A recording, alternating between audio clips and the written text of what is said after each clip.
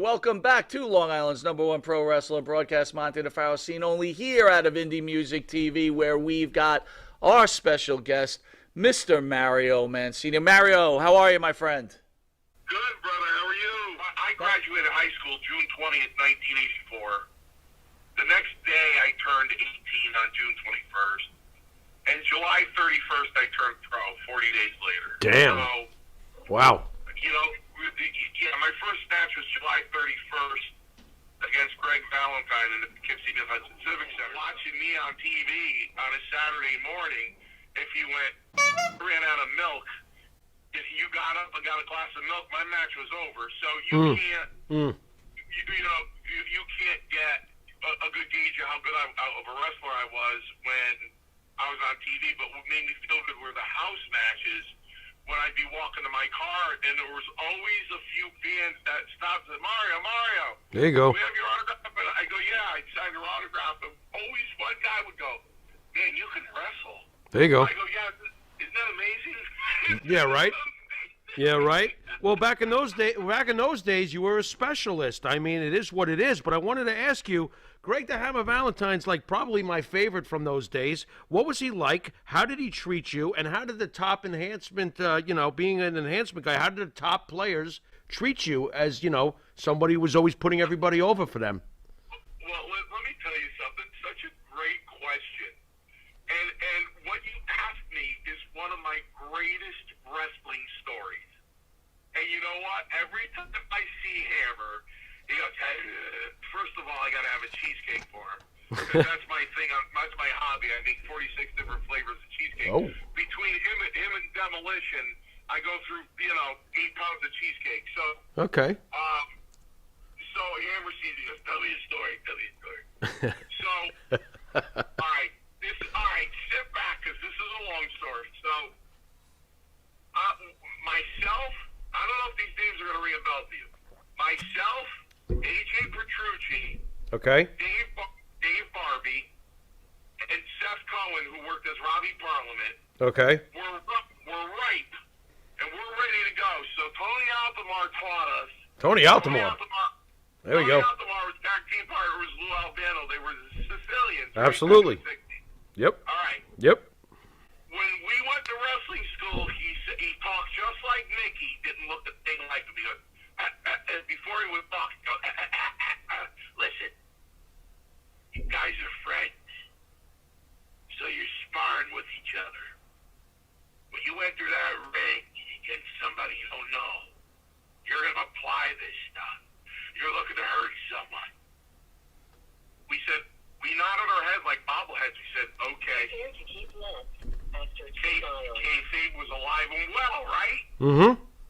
All right. So now I go to Poughkeepsie. I'm downstairs in the dressing room. Gorilla Monsoon screams my name out. Now, I'm really not used to my name yet, so I'm not answering. Now, you guys know my real last name. It's a pain in the neck. So, my mother's maiden name is Mancini. So, he just stuck Mario in front of my mother's maiden name, which brought my mother to tears when I told her what my wrestling name was. So now they go, S.D. Jones goes, isn't that you? I go, who? He goes, Mario. Yeah, that's me.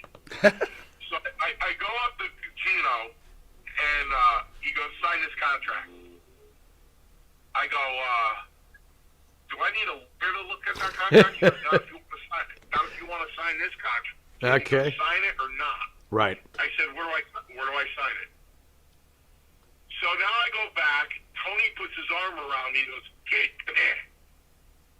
He goes, This is Chief Jay Strongbow. Now, I've been watching wrestling since I was 7 in 1973. So I wanted to look at Tony and go, really? No kidding. There's no kidding, it's Chief Jay Strongbow. I said, hi, Mr. I'll do my 18-year-old voice. I go, hi, Mr. Strongbow. What do you need me to do? He goes, see that chair over there? I need you to sit in it and shut up. I said, okay. In half a mile, So now keep left. Now he calls me up. He goes, hey, kid. I said, yeah, Chief. He goes, go talk to Valentine. I go, what am I going to talk to Valentine for? He goes, you're working with him. I go, I'm wrestling him? He goes, yeah. I go, is this title shot or non-title shot? Because it's a continental champion. Oh, boy. So now he gives Altamar side eye. I said, because you know what, Chief? I'm a good wrestler. I'm going to beat him. I'm going to beat Valentine tonight. Okay. He gives the side eye to Tony. Go talk to Valentine. I go, I'm not going to talk to him. I'm wrestling him. Oh, Tony boy. puts his arm around him. And he goes, go talk to Valentine. I said, all right. So now I walk up to the hammer. I go, hi, I'm Mario Mancini. I'm wrestling. I'm not working with you. I'm wrestling you. So Valentine goes, he looks up because he was lacing his boot. You know, he looks up. He goes, how old are you? I go, I just turned 18 last month, like Lurch from the Addams Family. He goes, how many matches? You go, how many matches have you had? I go, this is my first professional match. Oh, my God. He goes, listen to me. Keep your legs as loose as you can, like wet noodles. He goes, the stiffer you keep your legs, you're going to hurt yourself. I'm not going to hurt you. Okay. When I slap that figure 4 on you, my stomach drops, my heart breaks, and I go, I got to lose. This is a setup. I got to lose. You really were brand new. Yeah. Oh, my God. Right? I go, so now I think really quick for a kid. I go, do I get a comeback? And Valentine goes, oh, you want to come back? I go, yeah. He goes, I'll give you one. After you submit to the figure 4 leg lock, get off the canvas and come back to the dressing room. Oh, my God. By the way, Mary, I got to throw this in. When you met Chief Jay Strongbow, did you sense that there might be some Italian in that Indian? Well, you see, I found out that night because Tony, to make me feel better, for Tony to make me feel better, Altamar goes, listen, Chief's Sicilian, so don't make him look bad. I said, I thought he was Indian. He goes, he's part Indian. His mother's Indian. His father's Sicilian. I said, okay. So I drove Chief crazy for about 6 to 8 months. The way I got close to him was, that was July 31st, 84. Then August 9th of 84, Terry Garvin calls me. I love Garvin's voice. Mario. I go, yeah, Terry. Goes, I need you in West Warwick, Rhode Island tonight for a house show. I said, okay. So I go to West Warwick, Rhode Island. It's an amphitheater, one of those partially opened amphitheaters. So I go in there, and Chief's the agent. I go, hi, Mr. Strongbow. He goes, hey, kid, get dressed. I said, now I got to try to get smart, right? Who am I working with, Mr. Strongbow? He goes, Dr. D. David Shaw. Oh, boy. Good luck. I go,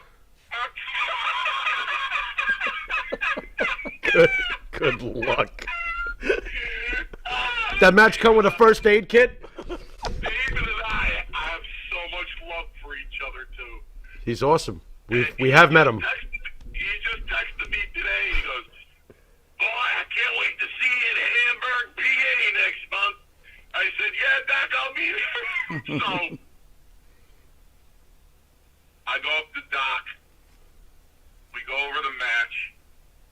I go in there. Match is going well. We're going 17 minutes. I'm 18. I can go 117 minutes, right?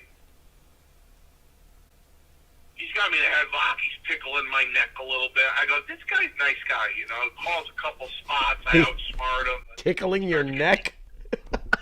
Tickling my, yeah, like with his I got you. He's like, I got you. tickling my neck. So, Oh, my God. so, you know, he starts getting the heat up on me, and he goes, "Move, boy!" And I moved on the elbow, and that was time for my comeback. So he's getting up on his knees, on his feet. He's backing into the corner turnbuckle. So I was very comfortable, gentlemen, very comfortable with my stomach punches. They were very good. And I had him in the corner, and I was punching him in the stomach. He goes, "The face, boy, the face." So I come with a roundhouse. Oh, boy. Him on the side of the neck, like a good pro wrestler does. For some reason, he put his left arm up. It kicked off his arm, and I punched him in the face. He met me with a straight right and broke my nose in two places. Oh, boy. Ew. So if you take your finger and put it on the bridge of your nose, there's a little gap. You can't really hit your eyeballs. My finger was dead flush against my eyeballs. His knuckle went right into the bridge of my nose. Oh. Oh. I looked like Rocky Marciano, you know, so... Nice. Wow. I was on Queer Street, listen, ladies and gentlemen, politically correct wrestling lingo. That means Right. my head was in a haze. Which way did he go? Okay? Yeah. All right. Yeah. I got you. Now I'm yelling on the way back to the dressing room. Did I mess up the match? Was the match okay? Did I mess up the match? And I felt somebody grab me by the back of the hair and drag me. And it was Strongbow yanking me in the dressing room and goes, "Will you shut up? Are you out of your mind?" And he looked at my nose. He went, "Oh." Okay. Oh, kid. Oh, kid. Right. And he gave Schultz a dirty look. Keep left. And he looked back at, this is how Chief was. Interesting. Okay. When the Chief was upset, he didn't talk. Really? He Okay. just stared at you, and he'd go like this. Right. Yeah, he's sizing you up. Yeah. So now he's looking at my face, and he's going, "Oh." And he's looking over at Schultz, and he's going, He's looking back at me, going, Keep left. He goes, "You okay, kid?" I said, "Yeah, I'm fine." He goes, "You don't look fine. You gonna be able to drive home?" I go, "Yep, I'm fine." He goes, "You don't look fine." I go, "I'm great, Chief." So, I went home. I went to the hospital the next day. I got a reset. I was packed up to my nose. I'm laying on the couch, watching TV. The phone rings. My mother picks it up, and she goes, "Dr. D's on the phone for you." So I pick up the phone. I go, "Hello." In half a mile, He goes, right onto I-95. "What's going on, boy?" He goes, "Sorry about your nose. Your face got in the way of my face." Yeah, what's your face doing there anyway? It definitely got in the way. He goes, "We okay, boy?" I said, "Yeah, Doc, we're fine." He goes, "You know hard feelings?" I go, "It's not badminton, Doc. We're not playing horseshoes." Of course. Of He course. goes, "Young kid, one tough son of a bitch. Good for you. Good for you." I said, "Thanks, Doc. I'll see you at TV." So I go to TV, and I'm still packed up to my brain. So the Chief goes, "What are you doing here?" I said, "I'm here to work." I said, "You can't even tell. I don't have any black and blues left. I just got a little stuff under my eyes, a little purple." He goes, "You still impacted?" I said, "Yeah." He goes, "You can only breathe out of your mouth?" I go, yeah. He goes, I'm not putting you out there. I said, then don't put me out there. So I go way in the back of the dressing room in the bathroom, and I start picking up my nose, and it was like Houdini. I mean, I don't know how they got all this stuff up there. It wouldn't stop coming out. It was blue, green, purple. It was like a magic show. It was like dun dun dun dun dun dun dun dun dun. It wouldn't stop coming out. So finally, I got it all out, and so finally I got it all out, and I went back to Strongbow, and I did a deep breath to show him that my nose is clear. He goes, "You're one crazy son of a bitch." You know that, kid? Yeah, you kind of are, but I agree with the chief. But I said, Chief, put me on the board. Put me on the board. Work me all 3 hours if you want. Put me on the board. I want to wrestle. there you go. You see, I broke into the wrestling business. People today break into the entertainment business. Understood. I broke into the wrestling business. Sure. So let me ask you this, Mario. So you're this young kid. It's 83, 84, right? You have this whole vision of what wrestling's supposed to be. During right in the beginning of your time, basically, the Nancy Argentina situation happens with Snuka. How does that affect you, like having this, this young feeling, being a pro wrestler, and all of a sudden seeing this dark side of what's going on? What kind of effect did that have on you? Do you guys watch my other interviews? No, sir. Because you're asking great questions. I don't watch any interviews. Wait a minute. There's other interviewers? Go ahead, Mario. ahead. Sorry, we're good. Now there's this back. Gotcha. So I walk into the arena, right? Now Snuka's got this big thing going with Piper, Prepare to keep right after 2 miles. right? Got the coconut thing, big thing with Piper, right? Mm-hmm. So I walk into the arena. I'll be honest with you, I forgot where. Okay. I want to say it was Baltimore for some reason. All right. And the Tonga kid is cutting a promo. Ah. And he's going, Piper! Piper! So I go up to Chief and I go, "Hey, Chief!" He goes, "What?" I go, "Why is the Tonga kid screaming Piper? Where's Snuka?" He goes, "Mind your business." Oh. I go, "Where's Snuka?" He goes, "I don't know where Snuka is." I go, "But you changed the angle right in the middle." I go, "The story you changed. Well, how come you got replaced?" He goes, "I don't know." Shut up. There you go. I go, "Okay." And it took maybe 3 days Mm-hmm. before somebody had to lean over in my ear and go, Snuka. I said, "No." And they go, "Rough sex." I go, "Oh, what's wrong with that?" Absolutely nothing as long as your pulse is still going. I go, "What's wrong with that?" He goes, "She's dead." I went, "Oh. Get away from me, man. I don't want to know that. I don't want to hear that. Get away from me. Don't tell me that. Right. Get away from me." Right. You know what I mean? Sure. So, that's just the thing. Things like that, when they come out in the newspaper, Jimmy Snuka for murder, I mean, I actually thought the authorities knew back then, and Vince just got him out of it. Okay. I really did. Mm-hmm. I really did. Mm-hmm. But evidently they didn't. Okay. You know what I mean? It's just like watching Legends House. I never watched the show, but somebody told me about it, so I YouTubed it. Okay. What was that, like 5 years ago or something? It was quite a while ago. Roddy Piper howling at the moon, right?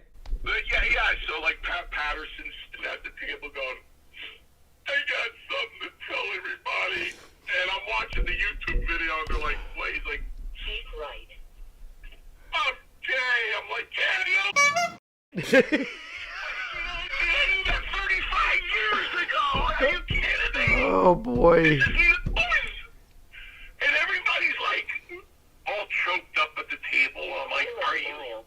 What is going on here?" So, Mario, I just want to hammer this home. Are you telling me that they all knew all those years ago, and they're all like, "Oh my God, you really are"? So this is a bunch of bull. Some of them had tears in their eyes. Yeah, this is a bunch of bull. There we go. The only one that really couldn't hold it. Yeah. The only one that really couldn't hold it. Okay. Was the look on his face was my dear brother, close as could be. Like to get him on the three-way right now. Okay. Mr. USA Tony. Hey, Tony. He was the only one that really couldn't keep that poker face. He couldn't do it. He couldn't do it. Tony had a look on his face like, man, I need to be home on my couch. There you go. There you go. Vince McMahon is professional wrestling. Agreed. He is the business. Agreed. So, Him and may his father rest in peace are the business of professional wrestling. Mm-hmm. right. Okay. He is a genius. A genius. He is the ringmaster. He is the genius. He put everybody out of business. Is Vince McMahon, forget about being a great promoter and great for wrestling. In Mario Mancini's eyes, is Vince McMahon a good human being or not? First interaction. Tony Altomar worked for the office. He got fired for stealing a concession. That was his job for the company. He was in charge of concessions. Okay. Selling T-shirts on the side. Ooh. Him and Abe Lincoln. You guys remember Abe Lincoln? A little before my time, but sure. There was this little guy that put up the ring. He was like 5 foot. Oh, I thought you meant the real Abe. Never mind. Sorry. He was like 5 foot. Okay. Son of a bitch with the spitting image of Abe Lincoln. Really? Okay. Listen, the spitting image Right. of Abe Lincoln. That's funny because Abe Lincoln was in real life very tall. This guy's very short but looks like Abe. Okay. I gotcha. So I never knew his real name. He just Honest Abe. Okay. So Abe Lincoln got fired with Tony. Okay. He wasn't so honest. I got nervous. Tony brought me into the business. Mm-hmm. So Vince came down between tapings. I said, I'm sorry, Mr. McMahon, can I have a word with you, please? He said, yeah. I said, I'm not a thief. And I wasn't raised that way. My parents didn't raise me that way. I earn everything I get. And I don't steal. I'm not a thief. And I don't want to be associated like that because I know he brought me into the business. And I don't want to pay for his sins. He goes, don't worry about it, Mario. Don't worry about it. Okay. I said, okay. The second interaction was in Brantford, Ontario, Canada.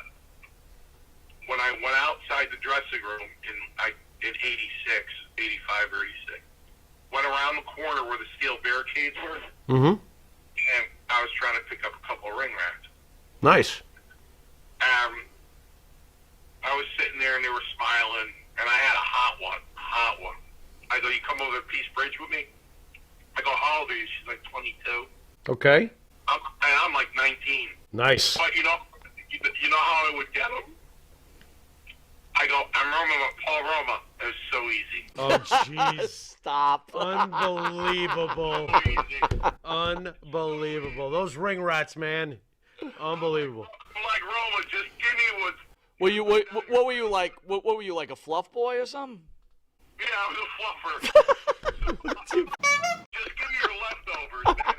Oh, my God. We warm them up for you, Roma. Oh. So like eight, nine people there, and I'm smiling and I'm doing my thing, right? And everybody, all of a sudden, they all got a straight face. And I went, what, did somebody die behind me? And I looked back, and it was Vince. Uh-oh. And I go, Vince? He goes, Mario, are you here to work? Uh-oh. Or are you here to get laid? Oh. I try to do both. That's a good answer. Did he like that answer? He said, every time I see you outside the dressing room, I'm going to fine you $100. I went sprinting into the dressing room, slammed the door open. I almost knocked Morocco out. He didn't like that answer, then, I guess. Oh, boy. And Roma goes, what's wrong with you? I go, I was outside, but the groupies, I was trying to get somebody to come back to the room. Vince came out, and he goes, just stay in here. Hey. The third interaction. now I'm salty. Now I'm salty, so now I'm calling him Caesar, because that was his nickname, Caesar. Okay. Because he was the ruler of the empire. Sure. So Sure. I go, Caesar, can I talk to you for a minute? What, Mario? I said, can I have a doll? What? He goes, you want a doll? An action figure? Yeah. I go, yeah. Okay. He goes, what's so special about yours? Picks up ring rats? I said, I'm sorry. I can't help it, Mario. it comes with a groupie system. Yeah. No, they're sold separately. The groupie's got to be sold separately. The Mario Mancini action figure, ring wrap sold separately. Play set not included. Play set not included. There you go. No. Okay. So I go, listen, my doll comes with 2 paramedics, a stretcher. That's perfect. I like it. That's what he said. He laughed and he went, I love that. Yeah. That's great. And he never did. Oh. He never did. I guess he just liked the joke. Hey. They should have had the Paul Roma Mario Mancini twin pack. Yeah. You know, I felt I was disrespected by The Undertaker, and I was really upset because I wasn't sure. I was his debut match. I was the first guy ever wrestled. Sure. So, and he did the big event, and Scott Wilder, who's my promoter, had me at the big event. He's like, "Oh, Taker's in there," and I'm like, "Hey, can you tell him?" I was sitting out there like a mark for 45 minutes. Never, they said, can you come back? It's kind of busy. Okay. We went back after they were done, and my promoter was like, all right, Mario would like to see him for 10 seconds, just congratulate him. He was his first match. He's like, yeah, I can't see him. So I was like, really? Listen, guys, here's the bottom line. Don't ever forget this. Ever. Nobody in the history of professional wrestling has ever been bigger than the business itself. Yep. No one. Yep. I was doing a job for Eddie one day, and Eddie, I love you. You know I love you, Eddie. Beefcake. And he was laughing, and Hogan walked by, and he said, "Oh, Eddie, I hope you're not laughing at Eminem. I hope you're not doing that, Eddie, because the people you see on the way up are the same people you see on the way down." Good for Hogan. Which means, gentlemen, at the end of the day, aren't we all just jobbers?